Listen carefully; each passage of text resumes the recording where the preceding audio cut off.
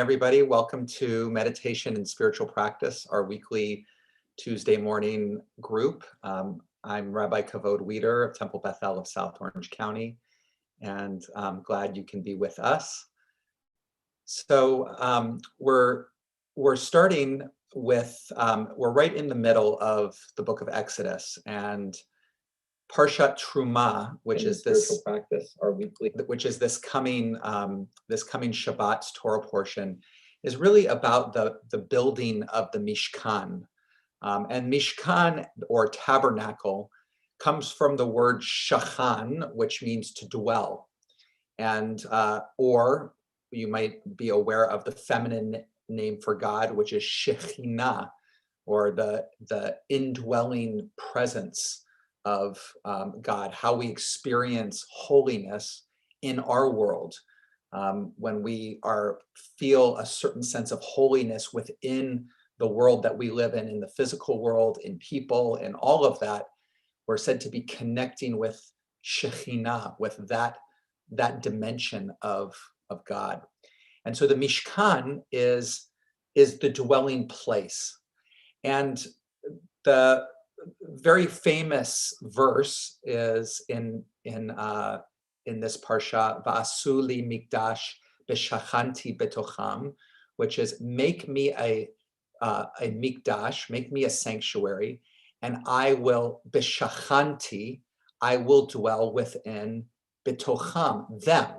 Not make me a sanctuary and I will dwell within it, but I will dwell within them. And the sense of this, that the rabbis immediately tune into is that when we create a sanctuary, it's God's dwelling place. God's dwelling does not happen within the physical place itself, but happens within us. That there is an awareness. And this, when we really talk about, we want to really make sure that a lot of what we've been teaching is when we're talking about God, we're not speaking about something separate from ourselves. We're talking about ein od milvado. There is nothing empty of God, including us. So God is already dwelling in us. God dwells in everything. That is Shekhinah. We don't have to make a sanctuary in order for God to dwell within us. That's just the way that the language dualistically talks about it. But instead, we make a sanctuary so that we can be aware of God dwelling within us. That we can not only be aware of God dwelling with us, but that who we are can be an active vessel for God's presence in the world. It's almost as if God dwelling within us, as far as our relationships going out there, is all potential. But it's the making of the sanctuary that converts the potential energy into kinetic energy, into active energy. And so it's really the awareness of the God presence that is a part of all of us, that allows us to be that vessel and radiate that. So the question then becomes, well, what is Va'asuli Mikdash? Make me a Mikdash, make me a sanctuary. What does that mean? Is that a physical building? Certainly in the story, it's a physical building. But what the Hasidic masters or spiritual masters really teach is that we make ourselves a sanctuary. We make ourselves a sanctuary by becoming aware of the God presence within. So it's almost like you flip it. If the verse says, make me a sanctuary so that God presence will dwell within, we already say, well, the God presence already does dwell within. So what we are doing is we're becoming aware of that God presence. Becoming aware of it then allows us to have our lives, our actions, our choices, our inner world be that sanctuary. Be that sanctuary. So, and this is everything. It means that whatever we do, whether we walk from here to the kitchen, we can do that in a way that is a sanctuary.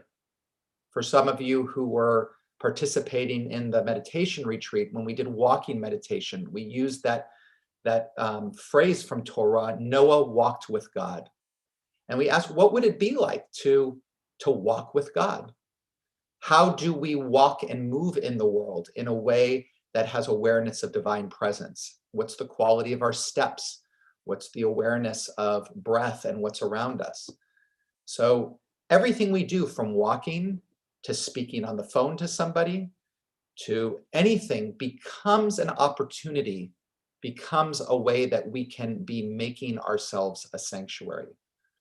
In the Shema prayer, in the V'ahavta, right, we say, and you will love God when you're sitting in your house, when you're on your way, when you're lying down, when you rise up. Basically everything is this opportunity to be aware. So that's really what we're also practicing in our meditation practice, is making ourselves this sanctuary. And making it ourselves the sanctuary by being open to and sensing into the divine presence that is within. So find a comfortable place to sit. And we'll start with a nigun. And please join me. Dai dai dai dai dai dai dai dai dai. Yai dai dai dai dai. Yai dai dai dai. Yai dai dai dai dai. Yai dai dai dai.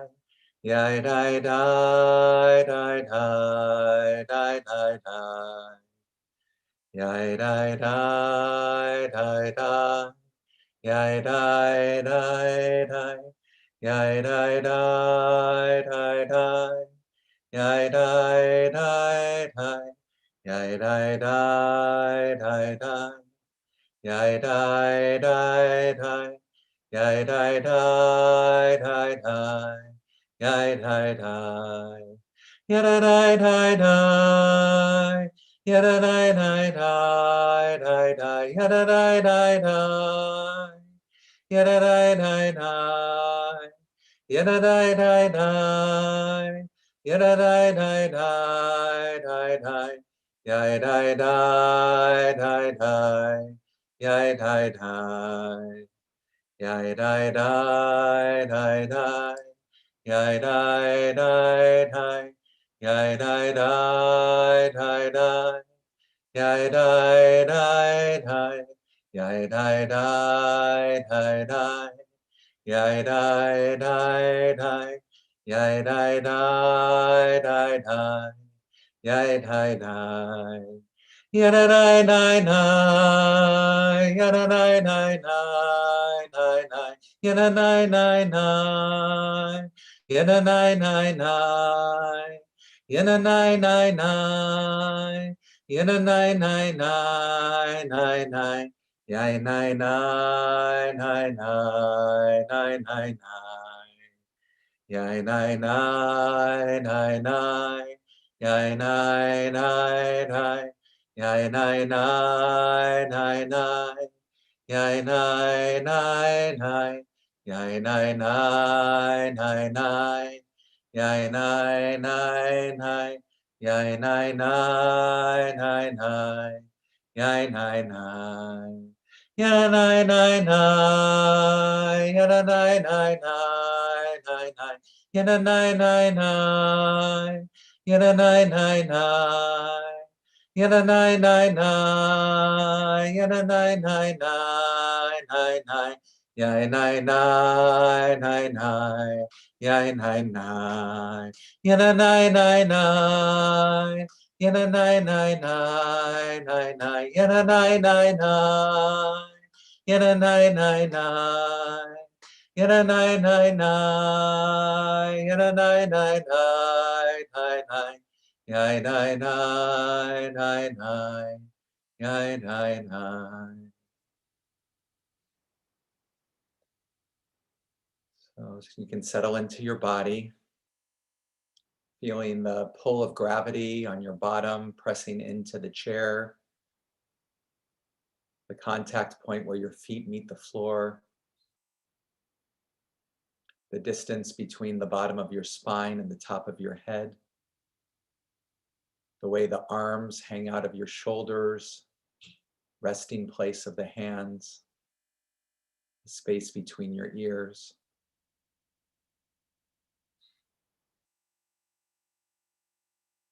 Aware of the breath as it moves into your nostrils or your mouth on the inhale.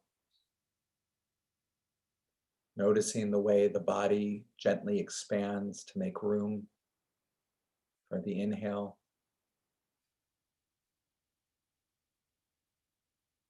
Noticing that switching point of the inhale to the exhale.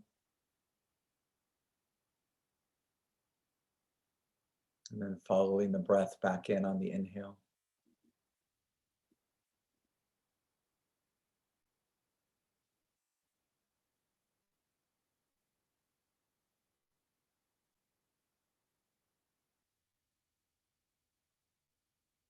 Just really allow your awareness to be expansive, to be able to be present with the movement of breath, the shape of your body, the way the body expands and contracts to make room for the breath.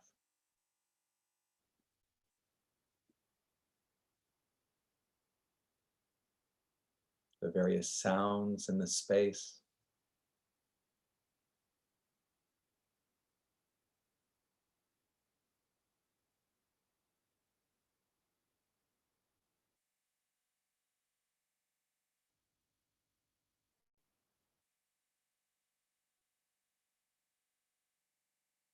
Allow everything in your moment to moment experience, your breath, the sensation in your body, the sounds, everything be an expression of the Mishkan, of the sanctuary. That when you walk into a holy place, there's a sense of awe.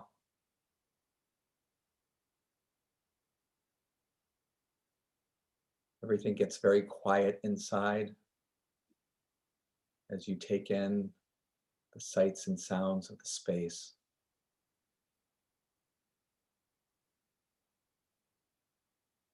Allow yourself to be in this moment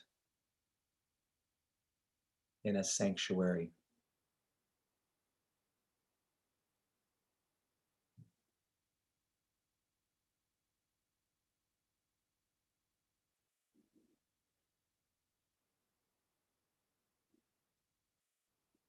That everything that we experience, breath, body sensation, sound, thought, all of those are the beams and the walls and the altar of this sanctuary.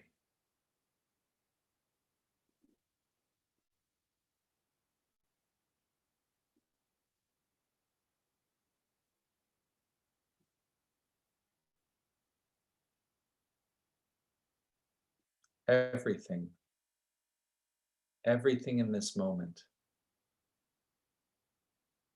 is an expression of the One, is the Holy One, is the alive energy and presence.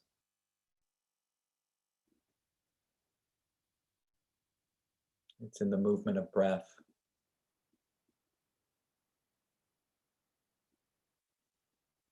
It's in the contours of your body.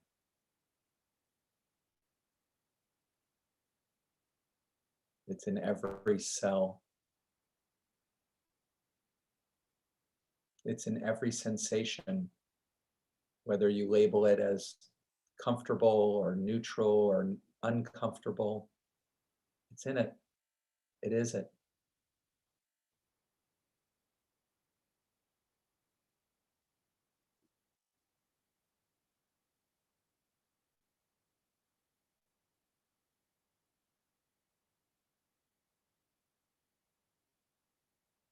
When we let ourselves fully inhabit the sanctuary, fully inhabit this moment as being filled with God's presence, with being an expression of God's presence. Time slips away. Labeling slips away.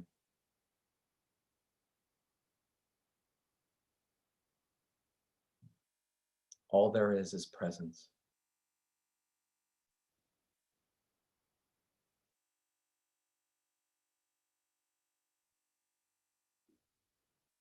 Including the very watcher,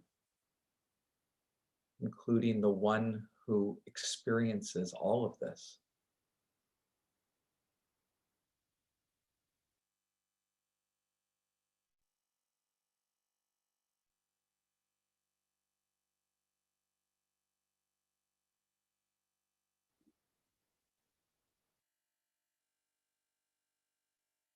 What we watch and what we experience is expressions of the one. And the one who watches is also the one.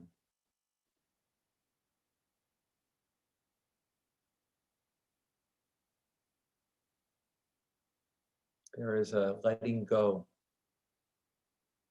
a trusting that allows these boundaries to slip away between subject and object.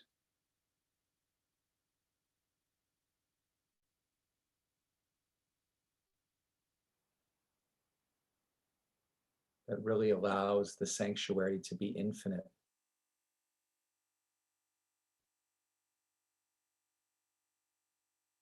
There is no place in the sanctuary to locate you because it is all you.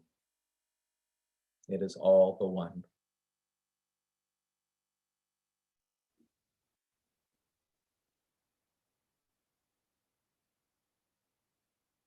I'll be quiet for a period of time. And again, if you find yourself getting a little bit lost in thoughts or sensations, bring back to awareness of breath and body,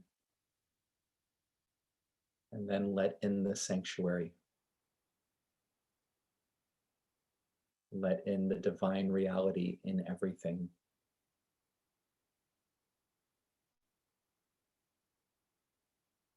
Until you disappear and all there is presence.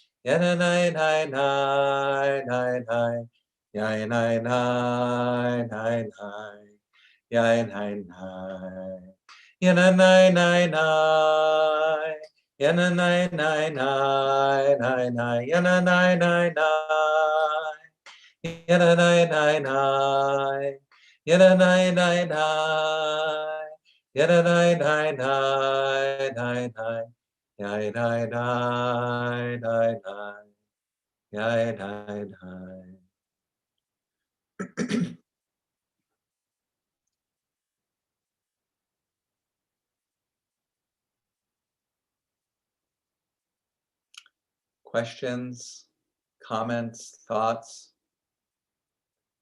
How was working with the image of a mishkan, of a sanctuary, of being that, being in that, and being that? Or anything else you'd like to offer? I have a question. Yeah. During the retreat, you said that like what you like to do is have your left hand in your right hand. Yes. And I remember you said that the left hand is strength. Yes. But what is the right hand? Love, kindness. Okay. Yeah. Okay. Yeah, exactly. That's the sefirot, the Kabbalistic sefirot. On the right side is chesed, or kindness, or love. The right, that's the right hand. The left hand is strength. And so the resting place is really the position of saying, let our strength be wrapped in love. Let our strength be held by love, and coming forth that. So, I do it this way. Some people in some of the literature will hold their hands to their heart, their right over the left to the heart, like this when they pray. And it kind of, it's, people were used to doing that. We see this as kind of the, I don't know if this specifically comes from probably Buddhist, Christian, whatever, but there's, in the literature, there's this at our heart when we pray. And so I just let it rest in my lap. Okay, thank you. It was driving me crazy. Couldn't remember. I'll also say there's a similar theme with that that we've shared before on when we were actually at Brandeis Bardin in the retreat and we do Shabbat together, that there's this custom of nitilat yadayim, which is the washing of the hands before the meal, as kind of a purifying process before saying hamotzi. And so the practice is the same kind of thing, is that you hold the washing cup in your right hand, which is, again, that loving kindness. You let the water fill up that cup with the right hand. Then you transfer the cup into the left hand. So now you're holding with strength, and you wash first your right hand, meaning that you're going to first take strength and going to activate kind of the loving kindness, and then the loving kindness comes over to strength. So you can kind of play with those ideas even in the ritual of the washing of the hand, of that interplay between strength and love. Thank you. Yeah.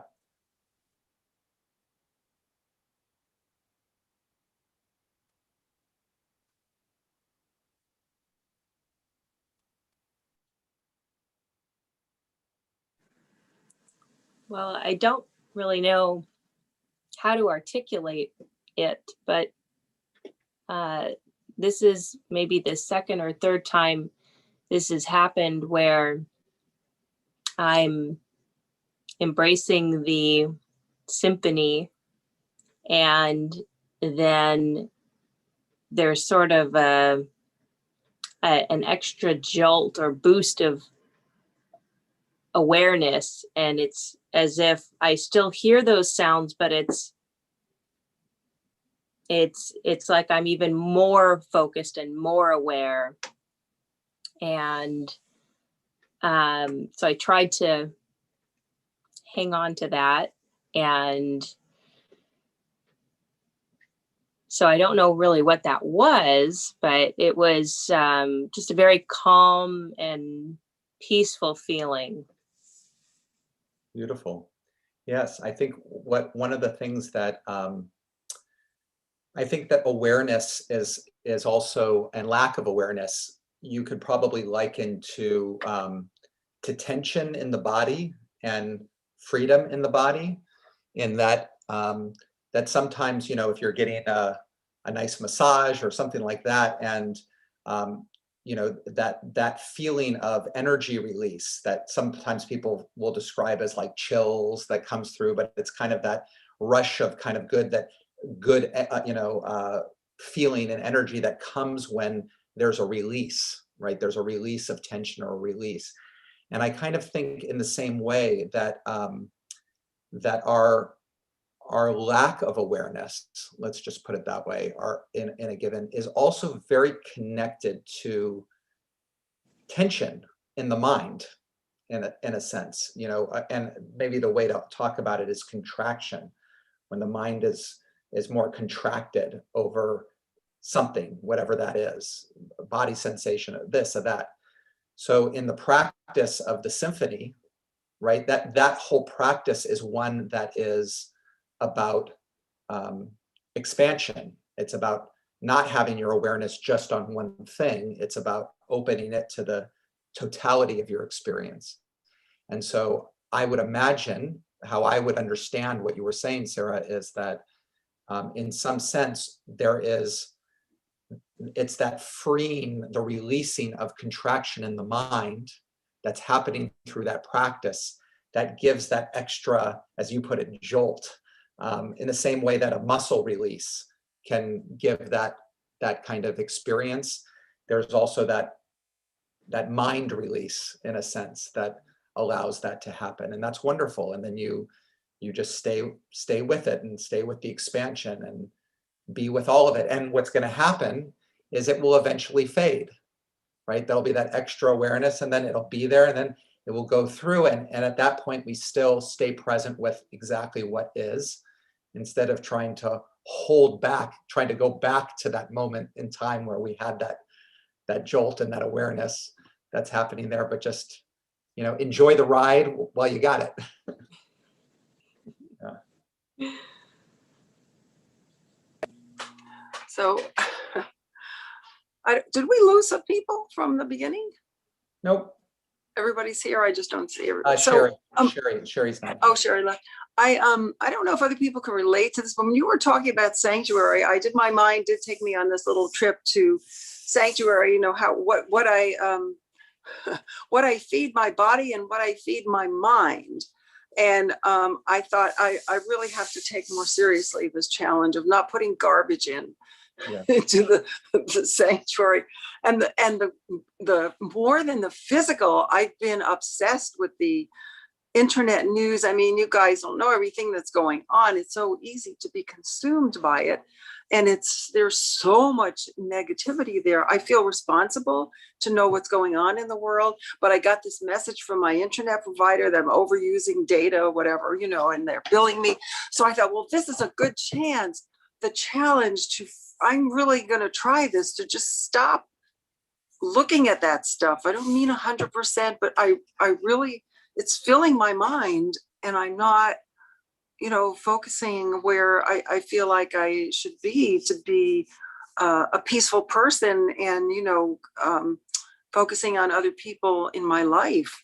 So I am going to specifically challenge myself to not take in as much, I'm going to call it garbage. It's not really, it's stuff that's going on, but it's so all consuming and so negative and so painful.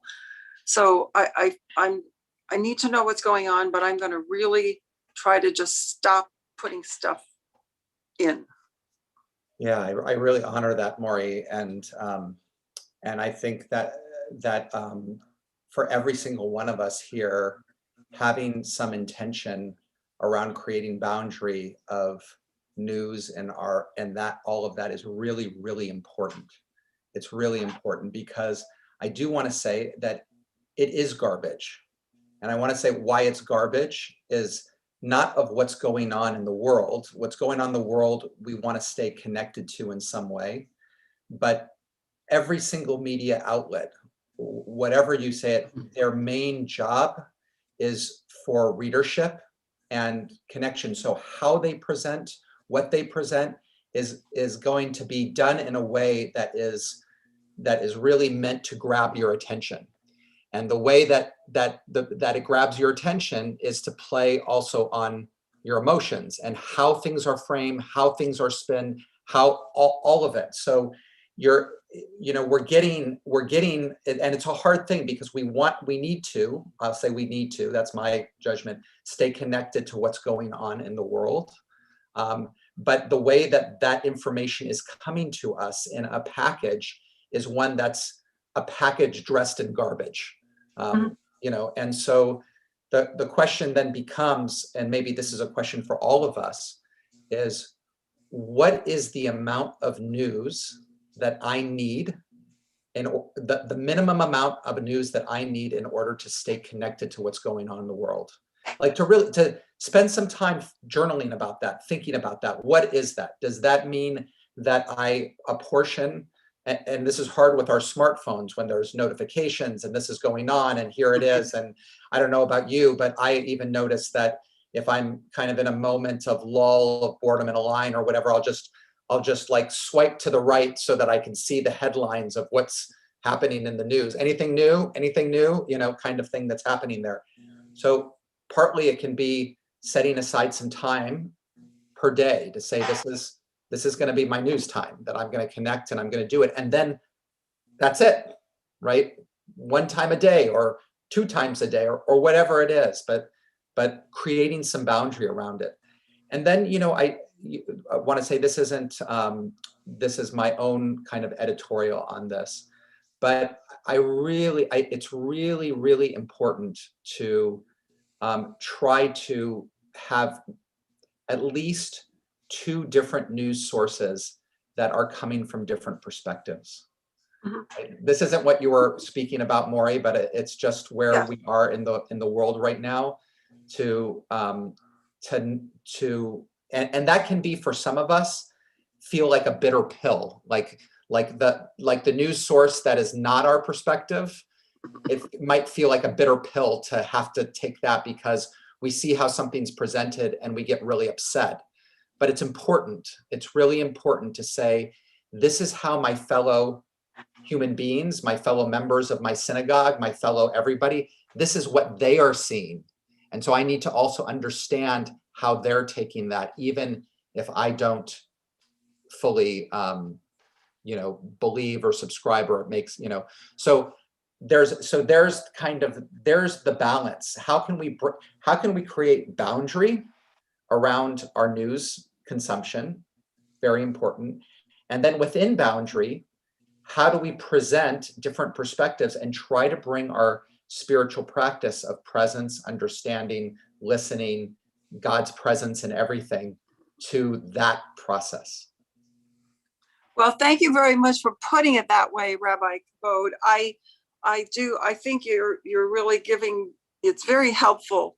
And what I realized while you were talking is that so much of what I'm reading or paying attention to is repetitive. It's the same thing over and over. It's the same information packaged in different ways over and over.